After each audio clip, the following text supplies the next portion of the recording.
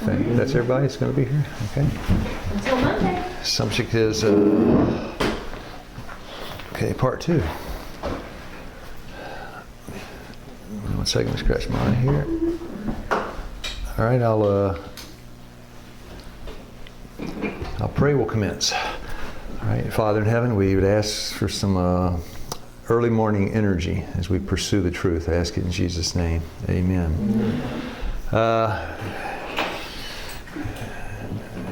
Best way to make home prosper is to what? Leave home. Genesis 12, verse 1. Get ye out of your father's house. And where was he going? To a land I'll show you. Where was he going? He didn't know. Where did he end up at? Canaan. Canaan was the 1040 of the Old Testament, right? There weren't any Christians in there. Verse 2, Genesis 12, I'll make you a blessing. Did Abraham go to receive a blessing or give a blessing? Yeah. Give, thank you. Is it more blessed to give or receive? Yeah. Now the problem is if your motive is not right, this is from yesterday, if your motive is not right, it won't work. I knew a guy once in a church. This was not the Waynesboro church. He said, the sister over there says, I give and I give, whatever I give, it comes back double. I give and I give, it comes back double. He said, I tried it, I got nothing back. What's the problem? The motive. Hey, come on, were you given to get back? It won't work. That's using your brain. You're overthinking it. And so I won't even read the thing, but it's Acts 20:35, right? The motive has to be right in order for this to work. So the plan today, if the motive's not right, it won't work. Who'd like to read? Satan is playing the game of life for every soul. He knows that particularly sympathy. Back up, that. Pragmatism Uh-huh. is a test of the purity and unselfishness of the heart, and he will make every possible effort to close our hearts to the needs of others, that we may finally be unmoved by the sight of suffering. Yeah. If you don't see it, you don't think about it. So the devil desires that you not what? See it. Stay home. Don't go. Because if you go, you see it and you begin to think about it. Now, Abraham got a first-hand experience with personal ministry. Anything less is impersonal ministry. Well, let's get a definition of personal ministry. Go ahead. Who'll read? What is true ministry? Ministry of healing? Timothy 6, to reach the people wherever they are and whatever their position or condition, and to help them in every way possible. This is true ministry. And I've used the Good Samaritan as an example. You know, like I used it before. 2 got close. The pastor and head elder got close.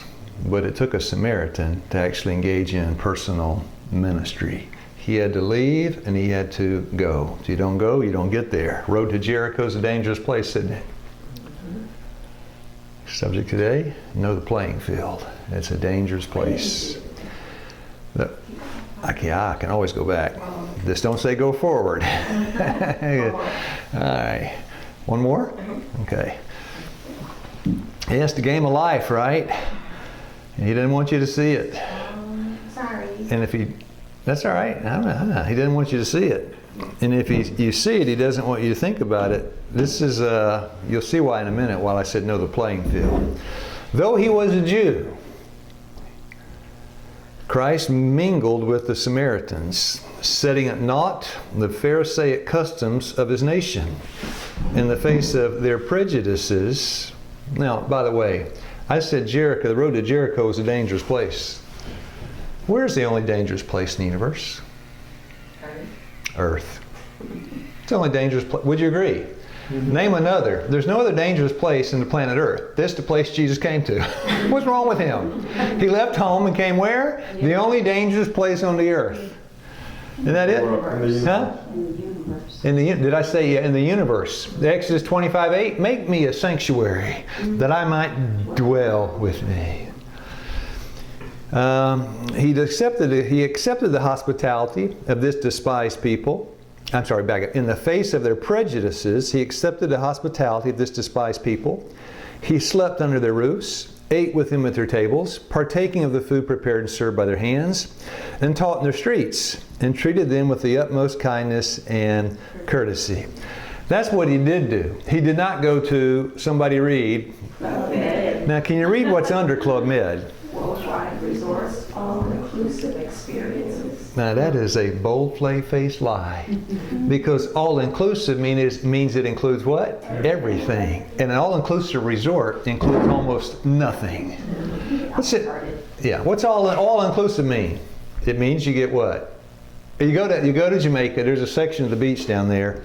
They walled it off. I won't name the hotels. They walled it off. This is now all-inclusive.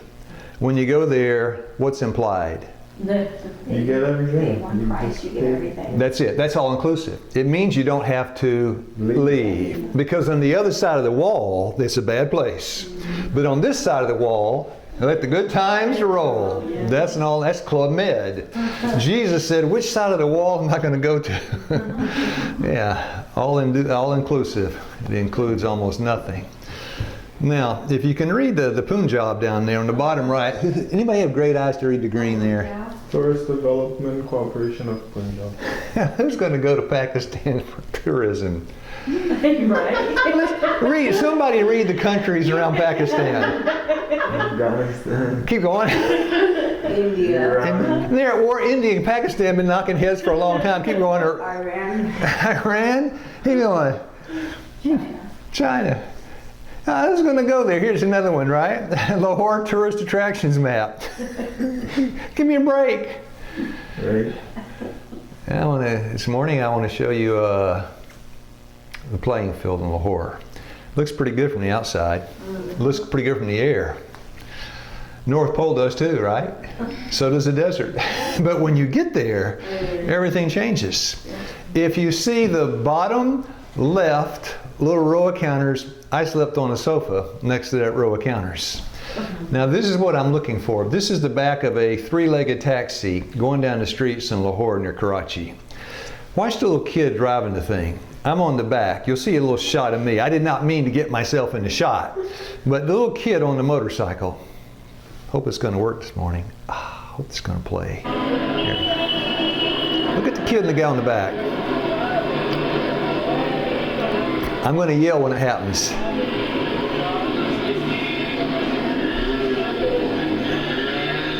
Here it comes. There it is. Yes, right?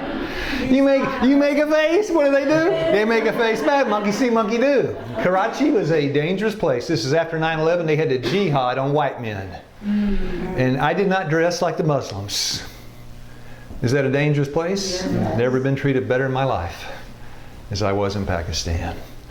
The road to Jericho, it's a different... Anyway, forget the road to Jericho. Light bulb has no choice, right? Isaiah 60 verse 1, Genesis 1 verse 3, I'll put them together. Light bulb has no choice. Mark 4:39, when Jesus said, let there be light, Genesis 1:3, he gave it no choice. If you want to make a human turn on, it's more than flipping a switch. How do you light up a human? John 1 verse 9, he came to light who? Every man. Where? Everywhere. That's it. And John, when he writes it, he prefaces, he's writing about Jesus, John 1:9.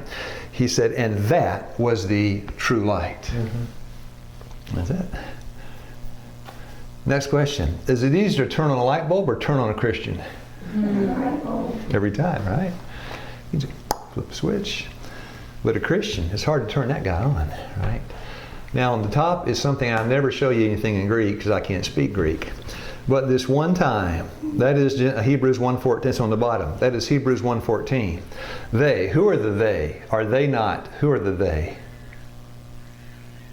Angels. Okay. And they just left where? Heaven. Home. Not heaven. They left home. To go where? To the bad place.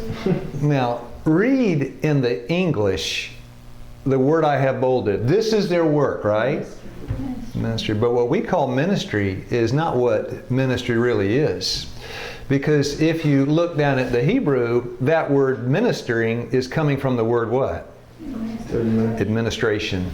Christian administration is you're down washing feet. That is Christian administration. I work in the administration. Really? How many feet you wash today? I don't go there. That's a dangerous road. The Good Samaritan went there. I don't go. That's not personal ministry. You'll never reach the people. You don't know the playing field. That's our subject this morning. Now we're ready to start. Administrate is, by nature of the Hebrew, it means to minister, personal ministry. I'll read some, somebody can read some. Now, yesterday I said we were losing ground. Now let's get it from God as to the cause. The numbers tell us we're losing ground. Many of the members of our large churches are doing comparatively nothing. They might accomplish a good work if, instead of crowding together, they scatter into places that have never yet been entered by the truth. Trees that are planted too thickly do not flourish. Well, Sister Nicole, I'm praying for them folks over there in Pakistan. And God says, so what? If all you do is pray, you didn't do anything. Because prayer not followed by Action. what kind of prayer is that? Right now, keep going. They are transplanted by the gardener, that they may have room to grow and not become dwarfed and sickly. The same rule would work well for our large churches. Many of the members are dying spiritually for want of this very work. They are becoming sickly and inefficient. Transplanted, they would have room to grow strong and vigorous. Why are we losing ground? Because we're all Stay home. Part 3 tomorrow. Part 3, the huddling up. It's just the game plan tomorrow. It's a game of life. Now, here's the problem.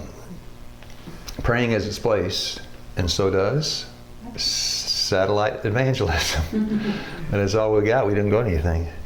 Because if you think 24:14 in Matthew is going to be fulfilled by satellite evangelism, you have lost your mind. Satellite evangelism, they can't even say the word. Satellite evangelism cannot call you by name, cannot pray for you, can't give you a treatment, can't touch you, can't come, can't do it.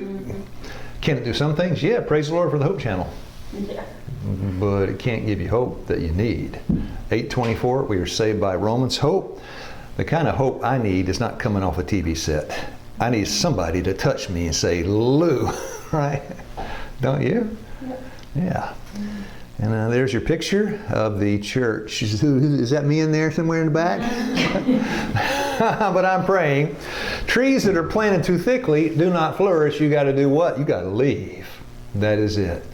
People do not like that word, leave. Exodus 4:12, go. Moses said, what? Go. Where? Where? I'm not going. And these are my reasons. You know, Peter, James, and John wouldn't go out of Jerusalem. The Lord had an answer for that, didn't he? Yeah, he about shook that place down. And he drove those disciples out of that city. They would not go. We're going to get, that's coming 2 days from now. In my mind, I see the game plan for knowing the game. I think I do. Help me, Lord. So this is it. Now, I don't want to get my hands dirty in Jamaica. I'd rather just send it down by video. I'm dying. I'm dying. Here, watch the video. Okay, here are my earbuds. Oh, the great hope, the blessed hope. My battery ran out. Come on. Oh, Lord, have mercy on us. Back to Source World Bank development indicators. Almost half the world, this is from 1040 window, over 3 billion people live on less than $2.50 a day. At least, now, from our little graph, from the United Nations, population explosion is now, and the place where it's exploding is what part of the world? The rich folks or the poor folks? This is a picture of the poor folks. And a picture will never capture the sights and the sounds of what you see in the picture. And the smell. And yeah, live on less than $2.50 a day. At least 80, because you can turn the page here and it goes away. But when you're there, you can't. Of humanity lives on less than $100 a day. I have been placed...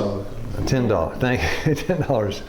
100 we say, oh, 10 we say, I don't believe that. I've been in places where I had to squelch a desire to vomit at what I was seeing and smelling.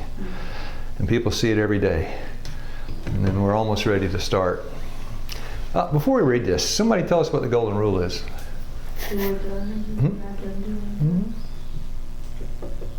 There is a deeper meaning in what you just said. That is shallow, superficial, biblical Christianity. Now, that's what it says, do unto others. I hope you read Matthew 5 and Matthew 6. We're going to get there one day. This is coming point blank right out of Matthew 5 and Matthew 6, right? Beatitudes. But there is a yet deeper significance, and we want to go deep, right? The playing field. I want to win the game of life. I got to go deep. Everyone who has been made a steward of the manifold grace of God, I guess that's all of us, right? Is to impart to souls in ignorance and darkness, there it is, even as were he in their place. So let's just apply it. If I were in their place and they were in my place, what would I want them to do for me? That's the golden rule. What would I want them to do for me? No brainer. Of course. Right? If I'm in the ditch and you're passing by, the question of the golden rule is, if you were in the ditch and I were passing by, what would you want me to do? That's what you ought to do. That's the golden rule. Isn't that nice? I like that. I read that. I thought that's pretty good. Thoughts from the book. What book? Mount of Blessing. This is Matthew 5 and 6 rolled up into a snowball. God is called upon to impart to souls in ignorance and darkness, even as were he in their place, he would desire them to impart to him. Who read the rest? The Apostle Paul said, I am debtor both to the Greeks and to the barbarians, but to the wise and to the unwise.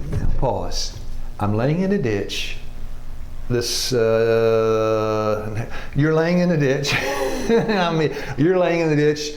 And there I go. I see you in the ditch. I'm on the wrong side of the road. I'm going to pass by. And then you muster up all your strength and courage and say, hey, you owe me. And I say what? Why? No. I don't. Finish the sentence.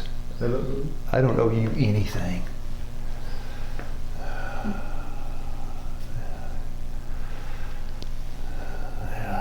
Yeah, that's the problem. Romans 1:14. If we could just erase that. Romans 1's a good book. Erase that in 17, right? All that you have known of the love of God, by all that, you mean Mr. Wise about to take this thing and expand it and pound it in? Yes. Don't do it. Let's go ahead and close the computer and end class. See? I said that comes right before Paul says what the gospel is. Yeah. Paul of the gospel is. And when he finishes that declaration, first unto the Jew and then unto the Greek. Yeah. By all that you have known of the love of God, I hope this is not going to say what I think it's going to say. By all that you have received of the rich gifts of his grace above the most benighted and degraded soul upon the earth, are you in debt to that soul to impart these gifts unto him? Now let me tell you, I eat like a king, I live in a palace, I got the best friends, I got the best health, I got the best work, I got it good. And the Lord says to me, what? Did you mention why? And the best wife. The Lord says, that's quite a debt you've got there. Mm-hmm. Now, time to pay up. Mm-hmm.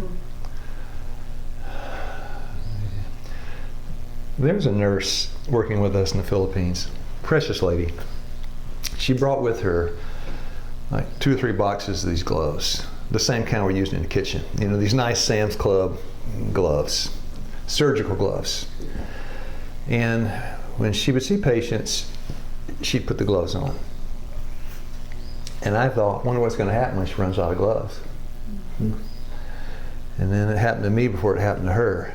I was at this hut, knocking on the door. I always said the same thing. I've got it memorized. I've said it thousands of times. Good morning, my name is Lou Keith. I'm from Wildwood Hospital. We're here to do free health consultations. If you'd like your blood pressure taken, this is my wife, Darlene. It's free of cost. I said it so many times. And I'd always, well, come on in. And the lady said, she invited me up this stilt to this big bamboo hut.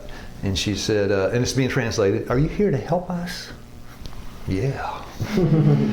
Yeah, we need some help. Yeah, you come to the right place. She said, I need to show you something.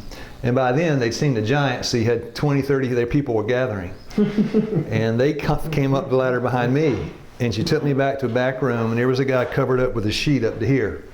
His name was Hermias. And I says, hey, how you doing, Hermias? And she said, translate, she says, not well. She pulled down the sheet. His legs were the size of pencils. Oh. Yeah, he had fallen out of a coconut tree, broken his back, and been laying there for 2-3 years. Legs that size. She says, could you help us?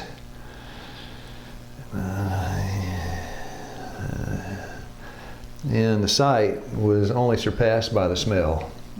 And you know what a bed sore is. When you don't turn, the circulation's cut off. He's laying in the bed. And I said, well, and of course, need to get him out in the sunshine, a few things like that. Then what do you do? Before you leave, what do you do? Pray. Yeah. How do you pray, Ryan? What do you do? I'm standing here, Hermias is there. What's next? Get close to him, hold his hand. That's it. Some dirty, stinking, dark brown, no good for nothing, broken back, worthless. Yeah, and that's the problem. You got 70 people in that room looking to see if I'm going to touch him. Because in India they call them the untouchables. And I did a double clutch. Yeah. And the Lord was sitting up there. Left home, didn't you? Now you're going to see it. Yeah. Okay. Thank you, Lord. And that was the start of my education. It is continuing even today. Even sinners. Now, that guy in the bed was dying. By the way, they were Seventh-day Adventists. No. They were Christians. They were Christians, not Seventh-day Adventists. They were Christians. Even sinners whose hearts are not closed to God's Spirit. All right, let's back up before you read this. Common sense it. You got somebody that's not even a Christian. Will they, you're nice to them, will they respond in a nice way? Yeah. Well, if you're mean to them, they'll respond how? In a Mean way. But if you're mean to them, they will never respond In a good way. because they're not Christians. They don't know God. I didn't get smart and think it up. I just read it here. Even sinners whose hearts are not utterly closed to God's Spirit will respond to kindness. While they may give hate for hate, they will also give love for love. Conjunctive adverb, but who would like to read the rest of it? It is only the Spirit of God that gives love for That's it. You don't find it anywhere else. Keep going. to be kind to the unthankful and to the evil, to do good, hoping for nothing. Again is the insignia of the royalty of heaven, the sure token by which the children of the highest reveal their high estate. Is that an insignia you can see? I guess you may say it's revealed, right? But you can't look at it and say, yeah, yeah. Now I'm going to read you a statement that says, when Christ sees us like that, the game is over and he comes back. And it makes sense. And you don't have to be a genius to figure that out, right? To be kind to the unthankful and to the evil, to touch the filthy, to be sweet to the sour, to bless those that curse you, to turn the other cheek. Now you're ready for ministry. Now you're ready. Yeah, you're ready. I'm ready. The guy's in the ditch. I'm a Samaritan, but I'm good by God's grace. Don't know God, but I'm going to help. Did that man have the insignia? Yeah, but you couldn't. Yeah, the guy's yeah. Now, next question. If you were in the ditch, would you want the head elder to walk by, or you want that Samaritan to walk by? Give me the Samaritan.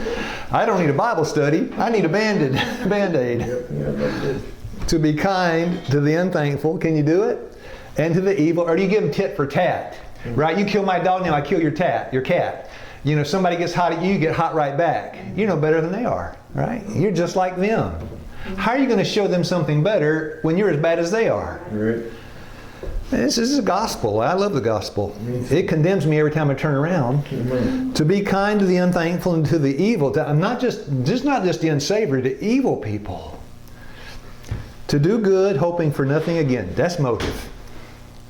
Is the insignia of the royalty of heaven, the sure token by which the children of the highest reveal their highest state. And when you reveal the highest, your higher state, by the way, that is what the world is dying to see. Yep. Then Christ, For go ahead, yeah. the sons and daughters of God to be revealed. 1 John 3 verse 2, behold what manner of love the Father has given unto us, that we shall be called what? Whoa, the highest insignia. And when Christ sees that revealed, the game is over. Who'd like to read? Christ is waiting with long and desire for the manifestation of himself in his church. When the character of Christ shall be perfectly reproduced in his people, then you will come to claim them as his own. He grabs you. Mm-hmm. He says, let me see you, Ryan, whoever, Nicole, or he grabs you, right? Looks at you, boom! I see myself. Is this a mirror? Right? That's it. So one wants to see evidence of Christ on earth. Sure. It's a mirror. Christ, I see myself. This is not, I'm looking at myself here. What's happening? Let me, hey, look in this mirror. Yeah. So Jesus comes before he comes. That's it. The kingdom of heaven, Is yeah, it's here, man. It's at hand. right here. Huh? He's waiting to see lights in the earth. Well, sure he is. It's always waiting for him. And when it happens, it's done. Game over. Now, this is 2 Corinthians 3, verse 2. I'm sorry, verse 3. I meant put 2 and I put 3. That's okay. You're King James, you're manifestly declared to be the epistles of Christ. This is a different version. I can't remember which one it is. You're manifestly declared to be the epistles of Christ, right? Who declared it? God did. You're my letter, right? Now, who are you? This version, and I'll give you 2 Corinthians 3, 2 out of King James. You show that you are a letter from Christ, the result of our ministry, written not with ink, but with the Spirit of the living God, not on tablets of stone, but on tablets of human hearts. Here you are, 2 Corinthians chapter 3, verse 2, known and read by all men. All men. Everybody can read it. I can't read your heart right now. God can. You know. But people read your heart when you do something nice and they know you have no motive. That Samaritan, he had no motive. Now, this is a tough place. Metro urban Tokyo. That population today, I looked it up this morning. 38.5 million people. Probably one of the most densely populated places in the world. This is your modern day Corinth, right? Yeah. Yeah. Japanese, can you read Japanese? Neither can I. Can a Japanese read a letter from heaven? Oh yeah. So there you got the geisha girl and the wealthy dogs, right? And the man that's pushing the wealthy dog. Don't look happy. Now, here's the test. 1 Samuel 16:7. If you look on the outside, you'll miss it. Paul looked on the outside in Corinth. I'll give you the verse in a second. Paul looked on the outside in Corinth. He said, there's no material here. I ought to just move along, right? For man looks on the outward, the outside. God looks on the heart. Can't rely on what you see or what you hear when you look at Corinth. Paul did, and he made a mistake. And the Lord told him, you're making a mistake. Now, before we get to that part, this is an argument that can't be waged with words. Who'd like to read this? This is a tough one. The love of Christ mellows the heart and smooths all roughness from the disposition. A kind, courteous Christian is the most powerful argument in favor of the gospel that can be produced. Argue all day. You can't wage an argument against that, can you? No, what's it a picture of? A bomb. What kind of bomb? Time bomb. Are you a time bomb? Are you a time bomb? I mean, how easy is it to set you off? If you're a time bomb just waiting to happen, and does that limit the Lord's ability and what He can do with you? You're just a time bomb waiting to be set off. I'll give you an example of a time. It was I was in line, the cheap seats, Cathay Pacific and Manila Airport. I'm going in the economy line. Here's the first class. A German guy, I know he's German because he started cussing in German, and you can hear the accent. He walked up to the line, and there's a girl, Cathay Pacific, Chinese lady. He's probably not a Christian, probably a Buddhist.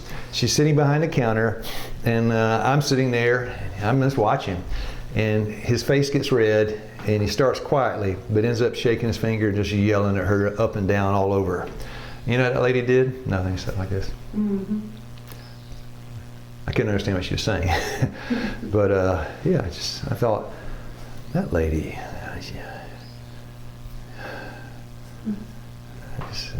he just went on and on and on and on and on, shaking his first class ticket. Yeah. Took a lot to set her off, right?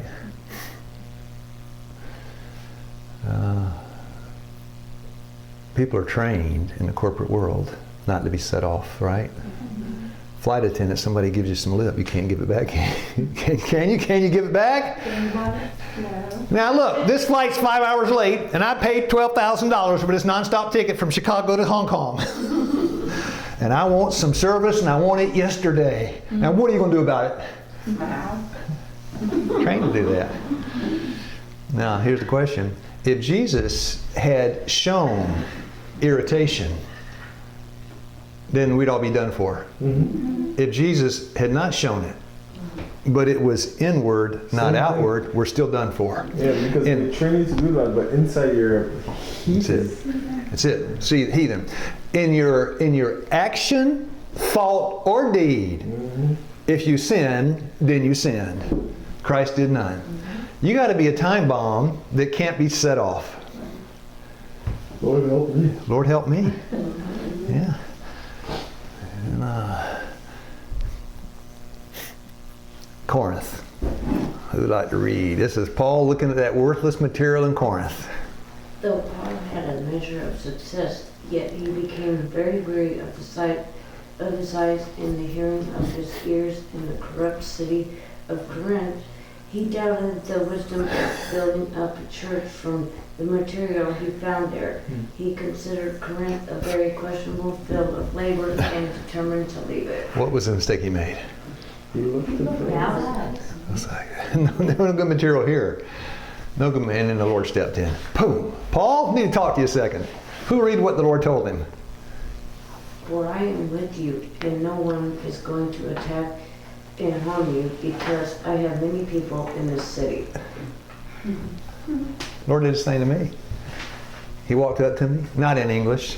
Tokyo's got a lot of potential. Wow, come on, ain't nobody, no dogs being pushed down the street. Dogs dress better than people. There's no good material here for a church. Then I had to get my watch fixed. No, I had to get my watch fixed. And there's no cheapo watch shop. You got to go to the rich folks. And I had a cheapo watch. Hey, what you got there? Some Seiko.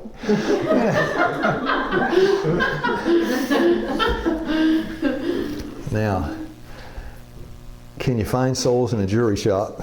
Yep. I'm going to ask you a couple questions.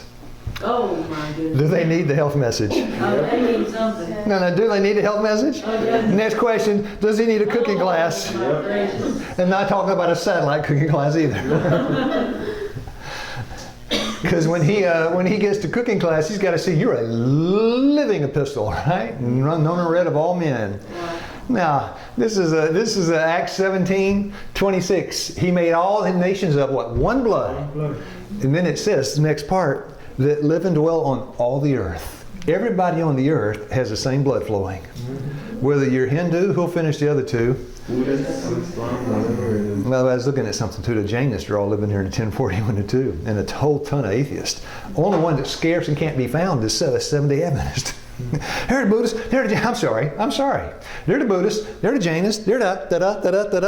Where are them Seventh-day Adventists? Boom, raptured, gone. So I use this. This is a trip way back when. This is a trip way back here. They won't leave home. Come on out of that home. Come out of the house. I know you're in there. Curtain flutters a little bit. They look out. I'm knocking. Come out of there. So these are the countries. This is when I was on the staff at Wildwood Hospital, helping with the mission work. These are countries that had no health ministry. I'll just take one. These are places I visited. This is Malaysia, Taiwan, Japan. What's the big Muslim capital down there? Jakarta, Indonesia. And I'm just going to use one. Why not use Pakistan? Right? Pakistan. Not many Christians here. Mostly Muslims. and this is not a good time to go. In order for me to go, I had to apply for a visa. Population, church is 111, members 9,000, population 162 million. If you figure 9,000 by 162 million, that's like saying, I got I got 9,000 hairs out of 162 million. That's nothing. You lose 9,000, nobody even notices. But in order to go there, I had to request a visa. I was going to all these communist countries and Muslim countries and these things. In order to go there, had to get visas, and they always ask you why you want to come to our country. Mm-hmm. And don't you say to preach Jesus. No. What do you say? I want to teach Visiting. people how to live right, to eat right. Eat right, live right, Lifestyle. act right, yeah, lifestyle. You're not going to go there, and I'm a health person. What your occupation? Help me. I'm a health guy.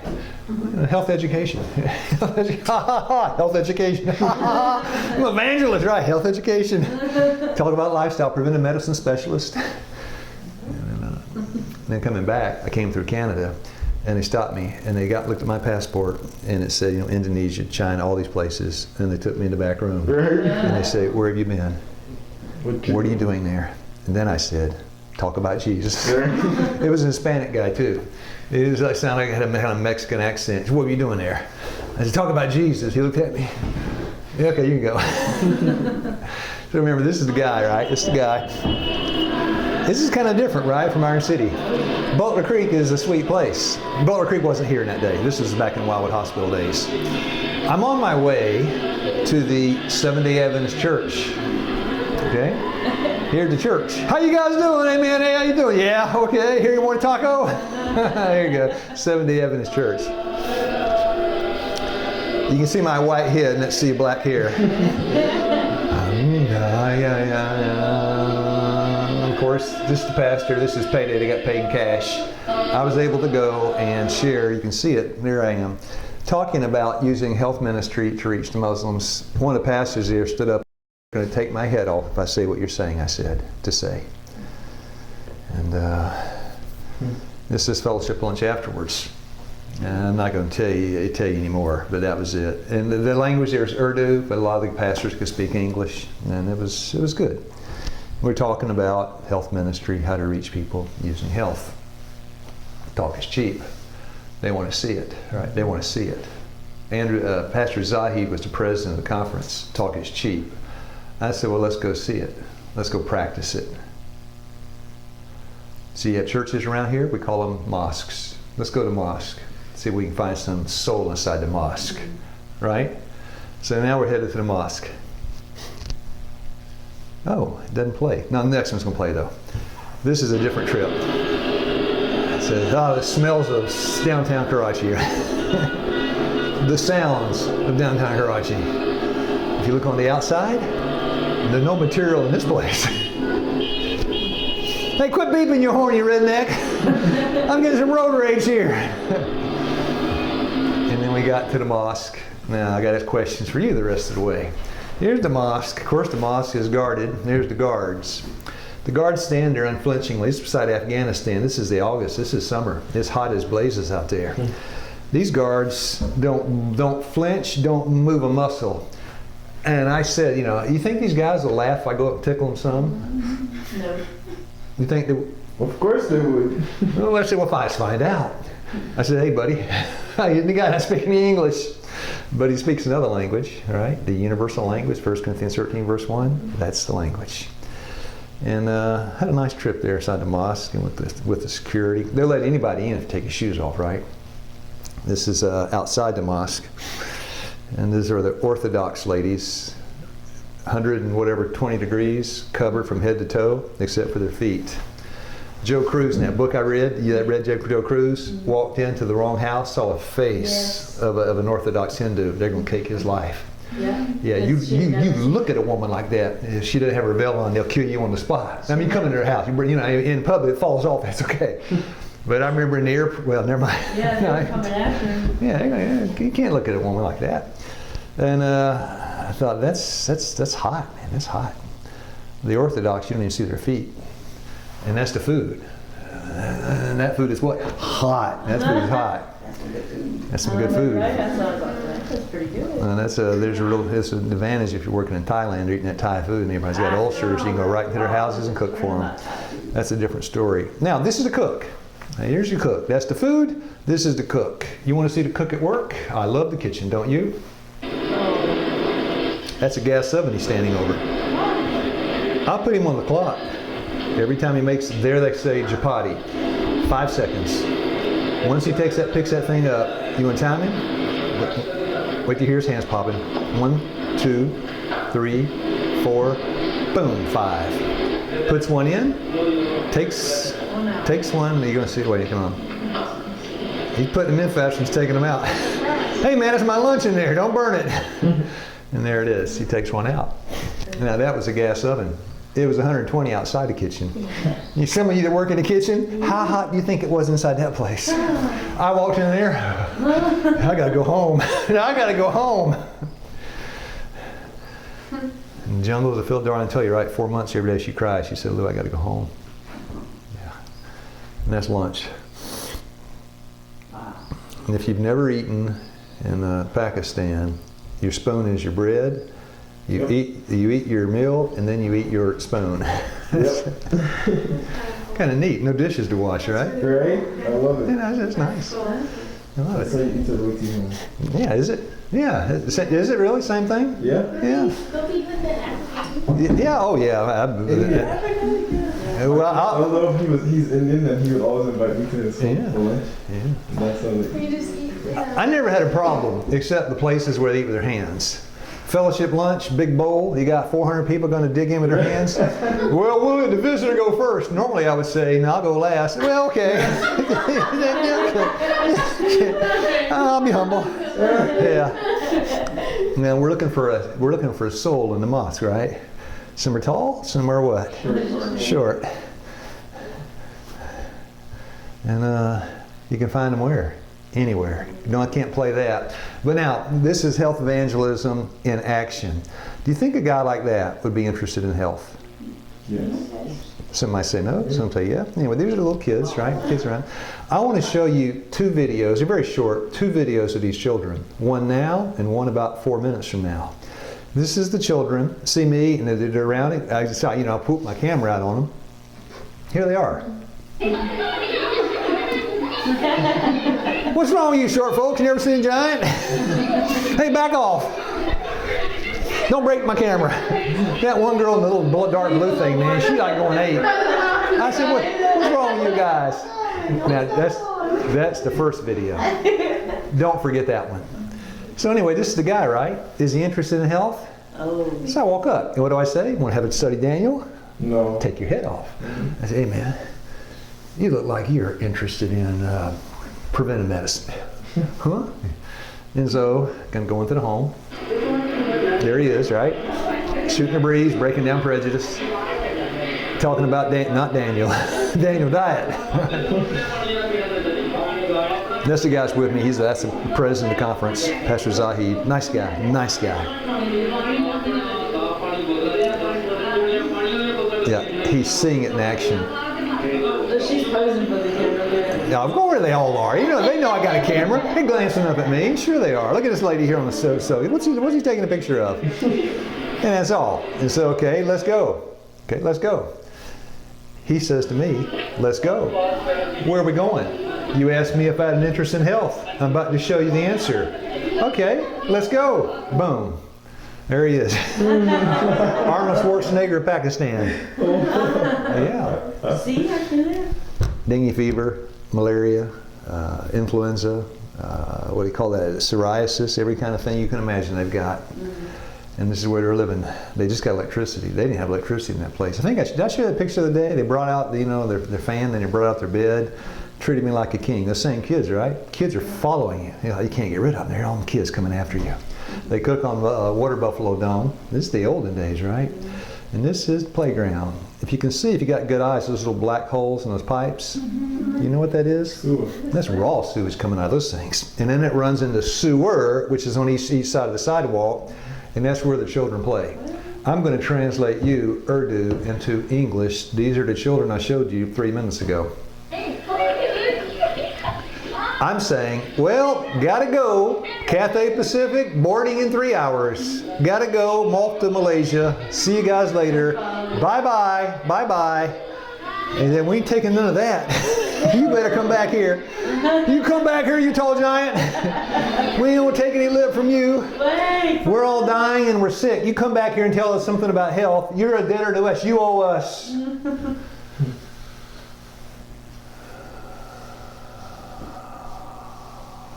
And the door in Pakistan is wide open. I'll pray. Our Father in heaven, we're thankful to see the playing field. We know it. We see it. We, to some measure, understand it. And we believe we understood what we read this morning. Yeah, bless us as we give study to this most important subject that culminates in the second coming. I ask it in Jesus' name. Amen. Amen.